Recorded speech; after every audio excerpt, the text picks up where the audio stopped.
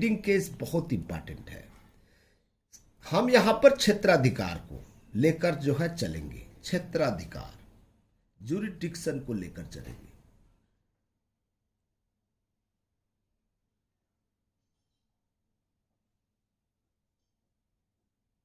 ठीक है, ज्यूरिडिक्शन को लेकर, किसका jurisdiction? International court of justice ICJ, जिसको आप लोग जो है इंटरनेशनल कोर्ट ऑफ जस्टिस के नाम से जानते हैं। ये भाई देखिएगा किसी भी केस में, ठीक है, ज्यूरिडिक्शन बहुत इंपॉर्टेंट होता है, तभी कोई न्यायालय जो है सुनवाई कर सकता है। क्षेत्राधिकार का विषय जो इंटरनेशनल कोर्ट ऑफ जस्टिस में क्षेत्राधिकार से संबंधित जो लीडिंग केसेस है, अभी मैं आपको जो है 2 केसेस बता रहा हूं। 2 केसेस। पहला केस है एंग्लो ईरानियन, याद रखिएगा इसको जो है ऑयल कंपनी है, ऑयल कंपनी केस के नाम से जानते हैं।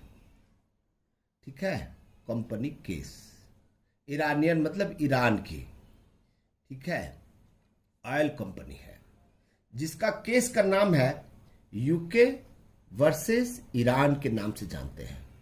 UK versus Iran. ये कब हुआ था? 1952 में हुआ था ये केस जो है। कभी कभी आपसे क्वेश्चन पूछ देगा, Anglo Iranian oil company case का जो पूरा केस है किस देश से संबंधित है, पूछ देगा। तो आपको याद रखना यूके और ईरान का बीच का ये लड़ाई थी। ठीक है, ये केस किन 2 देशों के बीच की विवाद था? तो यूके और ईरान की थी। कभी कभी क्वेश्चन जो है सन से भी पूछ देता है, 1952 की केस है। अब क्या हुआ देखिएगा, ये जो कंपनी है Anglo Iranian oil company,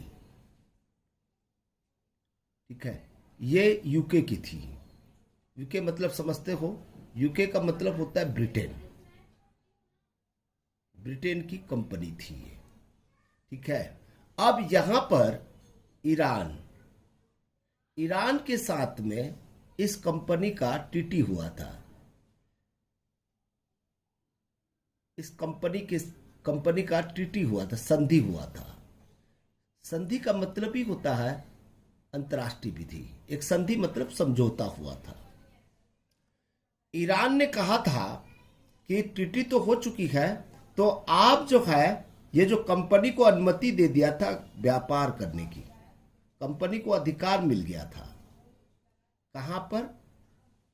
Iran में व्यापार करने की,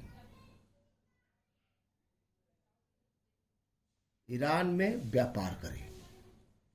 ठीक है, और क्या हुआ देखिएगा, विवाद का विषय क्या था? विवाद का विषय ये था, ईरान ने ये जो कंपनी के साथ में जो ट्रीटी किया था, वो उस ट्रीटी को जो है कैंसिल कर दिया, ट्रीटी को रद्द कर दिया। जैसे ही ट्रीटी को रद्द कर देगा, स्वाभाविक सी बात है, अब एंग्लो ईरानियन ऑयल कंपनी काम नहीं कर सकती। ठीक है, इसके बदले में क्या हुआ, ईरान ने एक नया कंपनी को मान्यता दे दी, जिसका नाम था एंग्लो पर्सियन ऑयल कंपनी को मान्यता दे दिया। समझ आई बात? यहां पर 2 कंपनी है, Anglo Persian oil company, Anglo Iranian oil company. ठीक है, ये इसके बदले में अब इसको दे दिया।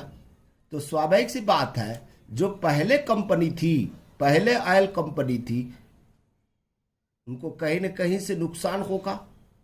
तो उन्होंने क्या किया कि इन्होंने इंटरनेशनल कोर्ट ऑफ जस्टिस के पास में गया और कहा कि देखिएगा, हमारा ट्रीटी जो कैंसिल हुआ है, ठीक है, उसका कोई आधार नहीं है, कोई कारण नहीं है, इसीलिए आप ईरान से कहिए, ईरान को आदेश दीजिए कि वो कंपनसेशन दे, और साथ ही साथ वो ट्रीटी को बना रहे रद्द को कैंसिल कर दिया जाए। अब यहां पर इंटरनेशनल कोर्ट ऑफ जस्टिस का विषय क्या था देखिएगा, इंटरनेशनल कोर्ट ऑफ जस्टिस ने क्या निर्णय दिया, ये इंपॉर्टेंट है।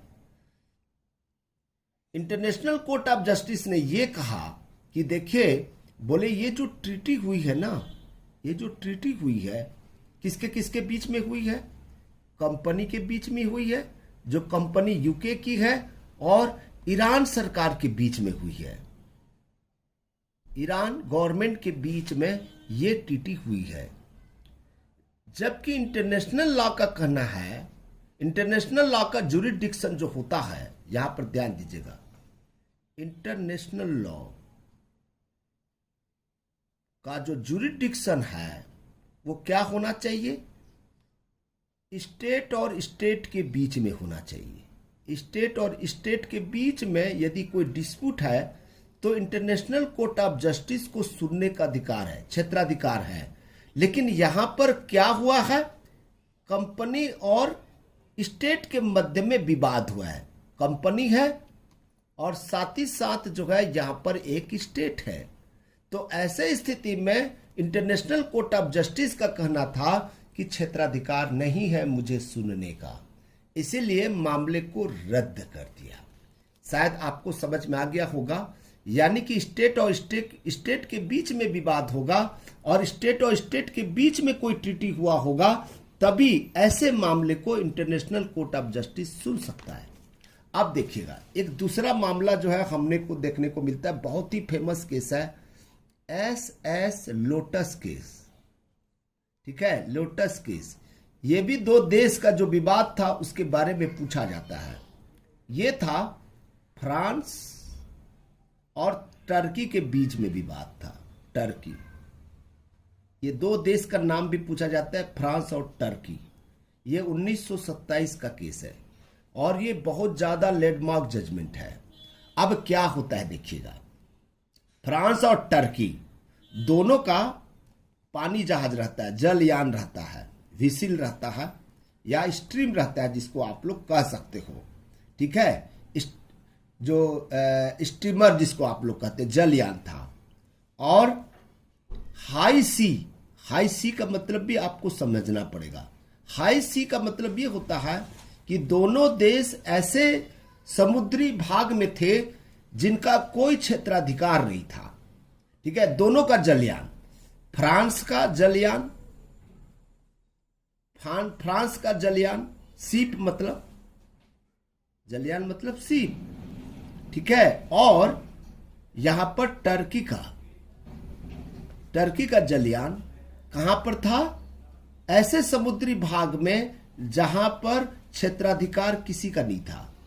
वहां पर क्या होता है, टर्की का जलयान जो है फ्रांस के जलयान से टकरा जाता है, जिससे कई लोगों की मौत हो जाती है, कई लोग मर जाते हैं। ठीक है, बहुत विवादित विषय बन गया था ये। ठीक है, तब ये जब मामला इंटरनेशनल कोर्ट ऑफ जस्टिस के पास में गया तो यहां पर भी क्षेत्राधिकार देखना है, क्षेत्राधिकार। ठीक है, क्षेत्राधिकार देखा जाना था कि क्षेत्राधिकार है या नहीं। अब यहां पर हाई सी एरिया में थी। हाई सी एरिया का मतलब होता है बीचों बीच समुद्र में, जहां पर किसी भी देश का क्षेत्राधिकार नहीं होता, स्वतंत्र क्षेत्राधिकार होता है। और ऐसे जगह पर कोई विवाद हो जहां पर कोई लॉ नहीं बनता हो, हाई सी में किसी का कोई लॉ नहीं है, तब ऐसे स्थिति में जब कोई लॉ है ही नहीं, कोई लॉ नहीं है, ठीक है, कोई ट्रीटी नहीं है, तो इसीलिए इस ज्यूरिडिक्शन को कॉन्करेंट ज्यूरिडिक्शन के नाम से जाना गया। कॉन्करेंट ज्यूरिडिक्शन यानी कि दोनों को रहेगा ज्यूरिडिक्शन, कॉन्करेंट ज्यूरिडिक्शन माना गया।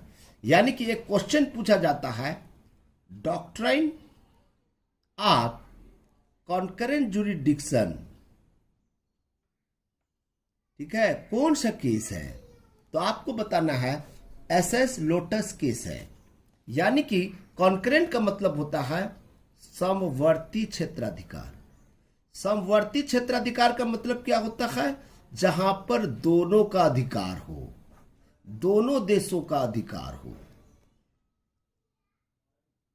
दोनों देशों का अधिकार हो। ठीक है, शायद मुझे लगता है आपको दोनों केस याद हो गया होगा।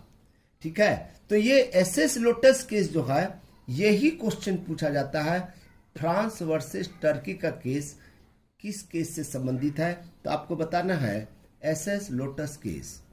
क्वेश्चन पूछा जाएगा कॉन्करेंट ज्यूरिडिक्शन वाला केस कौन सा है, तो आपको बताना है एसएस लोटस केस।